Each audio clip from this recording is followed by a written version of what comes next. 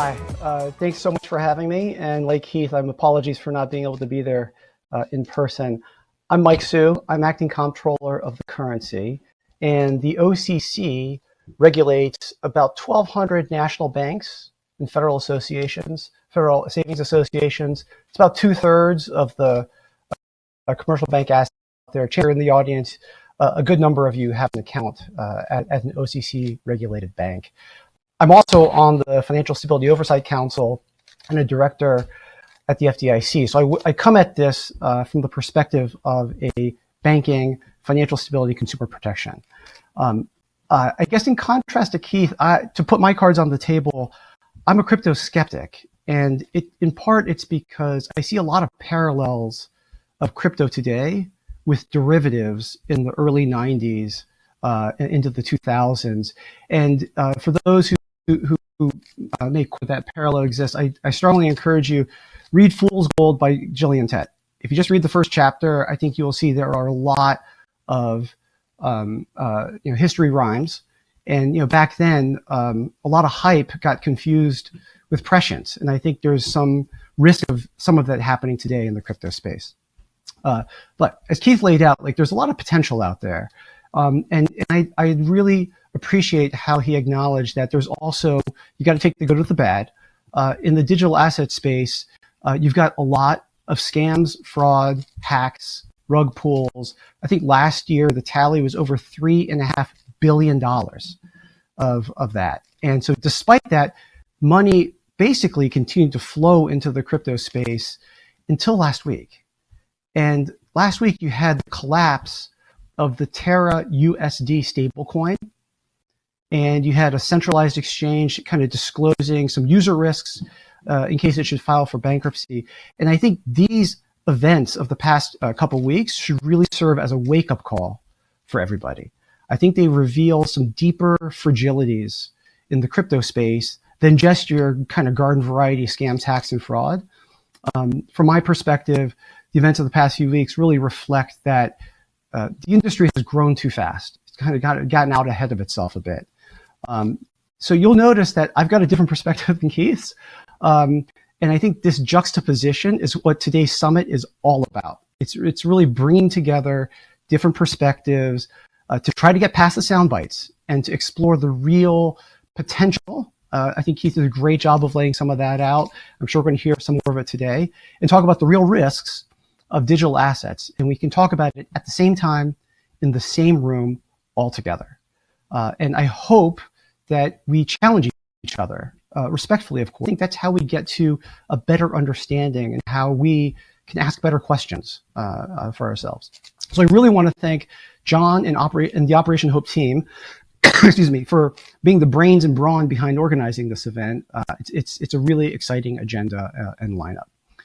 Before we turn to things, though, I do want to take a moment to talk about three things in particular. And that's trust and inclusion, contagion and stablecoins, and custody and ownership. So first on trust and inclusion. And here I do want to echo something that Keith raised. The roots of crypto are in a distrust of traditional banking and finance. That's part of the creation myth of Bitcoin. If you go back to the very first Genesis block of Bitcoin, Satoshi Nakamoto puts in there the headline of a newspaper about the bailout of banks in the UK. And so there is this, I think it's built into the DNA of the system that, hey, traditional banking and finance has let us down, and this is an alternative. And I think that resonates with a lot of folks, and I think it's important to recognize that. There are today, I think by the latest surveys, about 1 in 5 Americans own or have traded crypto in some form. And that group is disproportionately young, diverse, and underbanked. And so I think you put these things together and it really raises questions about inclusion. I know inclusion gets raised a lot by folks in the crypto community. And I think on the one hand, that's extremely laudable. I think that is, we do need more inclusion in the financial system. But it does raise this question of what does that inclusion mean? And I had a great conversation with John, with Professor Tanya Evans. We hosted at the OCC a discussion on financial health called Vital Signs, where we talked about this from the perspective of communities of color, because clearly there's a lot of opportunities, a lot of risks out there. And I think given the recent events with Terra, you had a stable coin, you had an ecosystem, totaled about $40 billion, attracted a lot of people. And I think that before last week, I think that would probably have been held up as an example of this is inclusive. This is an inclusive space where people are basically investing and earning 20% returns on something that's stable. And then, of course, last week it vanished. And you had a lot of loss. And what's really sobering is if you went to some of these chat rooms, you went to the Terra Luna subreddit and you look through that, it's devastating.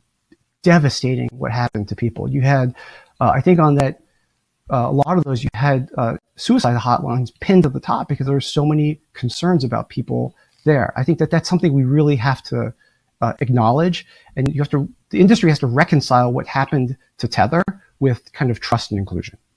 Okay, second point, contagion and stablecoins. So the collapse of Terra triggered contagion. Contagion to the broader crypto market, I think you saw, depending on when you count the dates, hundreds of billions of dollars of total market cap value lost in the cryptocurrency space. And there was contagion to another stablecoin, Tether.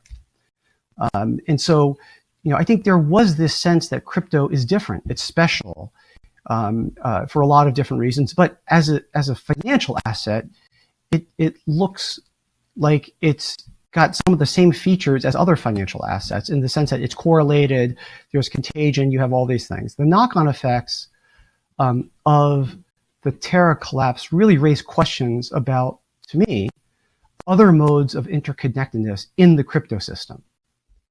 And I think from that, it's important to kind of zoom in and zoom out. So the zoom in is, you've got a lot of banking and financial regulators like myself focused on stablecoins because they're foundational to the crypto ecosystem. And after you had the Terra Luna, Tether, which is the largest stablecoin, lost its peg and endured redemptions. And there's no logical reason why that should happen. Tether and Terra are very different stablecoins. They have very different mechanisms, stabilization mechanisms. They're very differently constructed, but it did happen.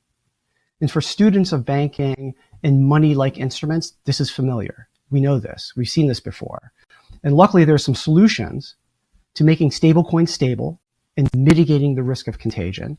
And a lot of those are being discussed and debated in Congress right now. So I'm really hopeful that those conversations have been productive. There's a lot of interest in putting that forward. Third point is on custody and ownership. So there was a disclosure that I think caught a lot of folks by surprise that if you are a user of a particular exchange, and it's not limited to centralized exchanges. This is if you're a user on an app or et cetera, where you're accessing cryptocurrency, the fine print is, well, if that exchange or app were to go bankrupt, you may be an unsecured creditor. And I think that caught some people by surprise, saying, wait a second, that's not what I thought this was all about. And I think this raises questions about what exactly do you own? With a traditional financial asset, because there's a lot of history, there's a mature legal framework around this. And with crypto, with NFTs, it's less mature. It's being worked on. It's being worked out. And maybe one day it'll get there, it'll mature. I think there's a good chance of that, but it's not there right now. And I think what that means is if you're going to be in the space, you really have to ask yourself, who do I have to rely on to execute my ownership? That is not a simple question. And I think the more folks dig into that, the more questions it raises. And there are signs that again, this is not a knock on innovation and having technologies that are new and disruptive. This is really about, is that right-sized for where things are today? Is it ready for prime time? And I think that's, so I believe that the industry has to date prioritized growing fast over growing right. And that the events of last week should serve as a wake-up call to industry leaders, everyday investors, and banks. For industry leaders, hype is not harmless. I think that's important to bear in mind. Rapid growth has costs on people in terms of trust. And I think that now's a good time to reflect on that and to recalibrate. For everyday investors, be careful. Diversify, diversify, diversify. John is a great preacher on what to do in this space. I would highly, highly encourage, the way we've been thinking about it is through a lens of financial health. How do you make your money work for you so that you can save, you can invest, you can plan, you can pay your bills, all of those things, build wealth. Like that takes some planning, and it takes some discipline. And then for banks who have been thinking about getting into crypto, the events of the last week should make you think just highly cautious and focused on the risks, not just the opportunities. Before this, not all banks. We had a number of banks saying, "Oh, we were thinking about getting in," and I think it's very important when I zoom out to say, okay, the interconnectedness between the crypto space and the traditional banking space. It's very, very important. Part of my job is to ensure that all of those connections are safe, sound, and fair, so that anything happens in the crypto space is not going to threaten traditional banking space, which I think has performed excellently. I think if you go back to the pandemic, it's been shown that banks can be trusted. Banks have their customers' backs. Banks are solid, and that's what they're there for. So those are just some thoughts. I really appreciate, and I want to echo what Keith said, that you want to put all of the information on the table together. We should all have an open mind about this. I have an open mind about it. I'm skeptical, but I've got an open mind. And I'm really looking forward to today's discussions.